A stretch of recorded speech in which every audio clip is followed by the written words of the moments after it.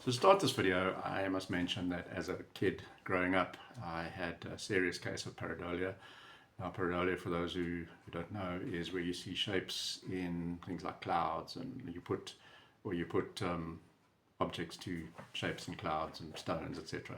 I used to walk around finding stones that were shaped like animals, stones that were shaped airplanes, all sorts of other things. Also in the clouds, I used to see shapes in the clouds. It wasn't serious, it was just a fun thing to do. Now, we also had rock art on the farm, and I used to go and look at the rock art and put my own interpretations on what the rock art was, the sand rock art, what the rock art meant. So yeah, I had a fairly imaginative mind back then, a fairly strong imagination. Recently, about 2 years ago, I was working on the coast, on the southwestern Cape Coast of South Africa, and I started finding shapes in stones. I'd walk along the beach, and I was picking up shapes, and I started picking up more and more, and then along the road, I was walking along the road to the car park one day, and I found some very distinctive looking shapes. They just didn't look natural. So I started collecting a few. It was rubble, so I just started picking them up, and I started finding some of them with burnt heads. For example, that little one, I don't know if you can see, it's got a burnt head, as has that one, has got a burnt head. That one has got an eye spot. So they were just too real to be shaped naturally. And then there's another one with an eye spot, you can see there. And I started finding more and more and more, and I found that they started resembling, or not resembling, they were resembling the shape of a seal, a Cape fur seal. Now, Cape fur seals have occurred for a long time in the area.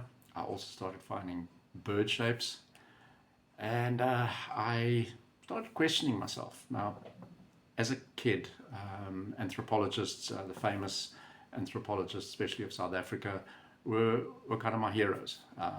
The work that they did, and I always dreamed of finding something incredible.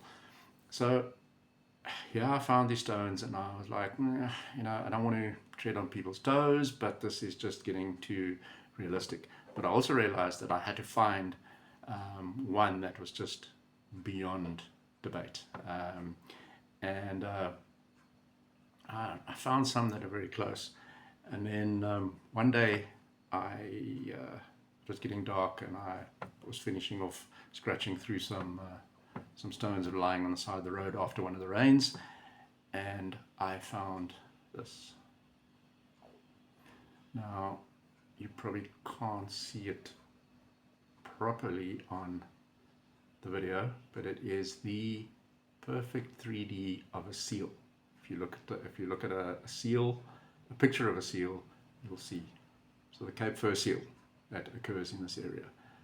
I found this, and I realized that it's now you cannot argue. And before that, what I had been doing is trying to disprove my own theories, or trying to disprove my own findings, which was kind of crazy because I was at that stage where I didn't want to, upset the apple cart, so to speak. But when I found this, I realized that we're onto something. Now, the question is not, is this natural or is it handmade? This has been made. This has been carved or shaped. When? I don't know. By who? I don't know. But this is a seal. And the area that is in is renowned for artifacts of Homo sapiens, us human beings, the human story. Incredible work has been done by people at Bloembosch, for example, and Pinnacle Point, Glaciers River, various other places. Amazing work. They're finding some amazing stuff, building the human story. So it is a place, it is an area where a lot of artifacts have been found. So the seal convinced me that the stones had been shaped, and by who, I don't know. That we'll have to research, but without a doubt, 99.9% of the public who have seen this have agreed. Obviously, there's some paleoanthropologists who do not agree with it, but they say more research is done. Well, yeah, let's do more research, because these stones were shaped by human hand.